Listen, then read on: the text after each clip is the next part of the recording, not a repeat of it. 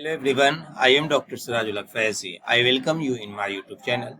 Today in this video, I am going to talk about colorimetry and spectrophotometer. So, colorimeter, they are spectrophotometers. Many biochemical experiments involve the measurements of compound or group of compounds present in a complex mixture.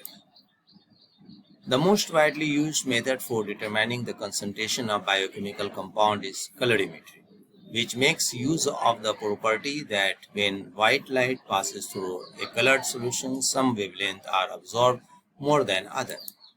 Many compounds are not themselves color but can be made to absorb light in visible vision by reaction with suitable reagents.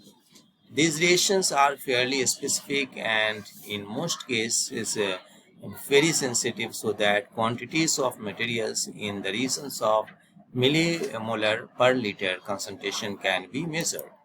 So the big advantage of is that complete isolation of compound is not necessary and the constituents of a complex mixture such as blood can be determined after little treatments.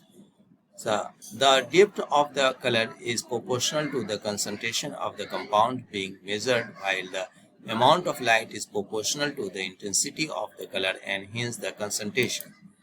Measurement of extinctions. The earliest colorimeter relies on the human eye to match the color of a solution with that of one of the series of color discs.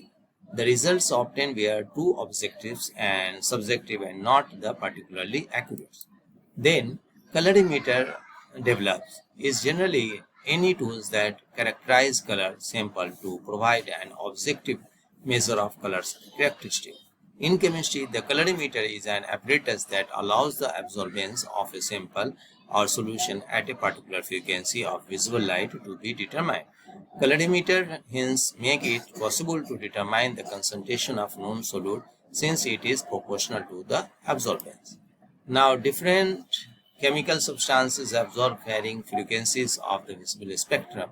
The colorimeters rely on the principle that the absorbance of a substance is proportional to its concentration. A more concentration solution gives a higher absorbance reading. Now, filter in the colorimeter is used to select the color of light which the solute absorbs the most in order to maximize the accuracy of the experiment. Note that the color of absorbed light is the opposite of the color of the specimen, so a blue filter would be appropriate for an orange substance. Sensor measure the amount of light which has passed through the solution compared to the amount entering and displays read the amount absorbed. Now, quantitative reading for the concentration of substance can be found by making up a series of solution of known concentration of chemical under study and plotting a graph of absorbance against concentration. By reading of the absorbance of the specimen substance on the graph, a value for its concentration is found. Now, how colorimeter works?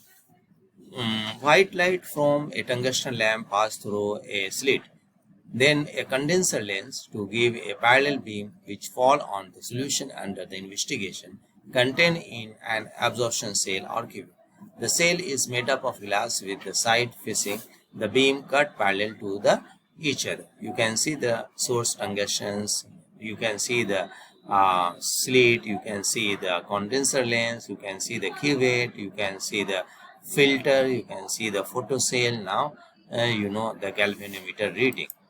So the light then fall on a photocell which generate an electrical current in direct proportional to the intensity of light falling on it. So this small electrical signal is increased by the amplifier which passes to a galvanometer of digital readout to give absorbance reading directly.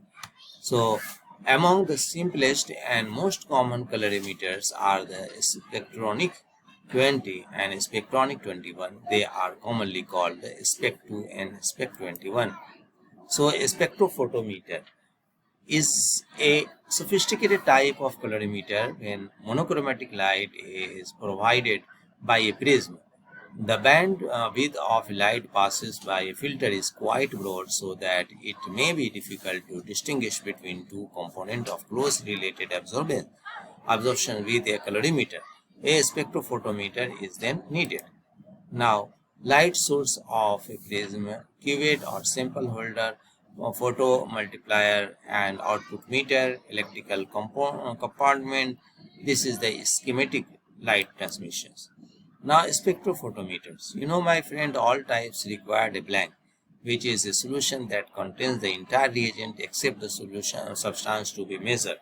It is used to adjust the device to zero.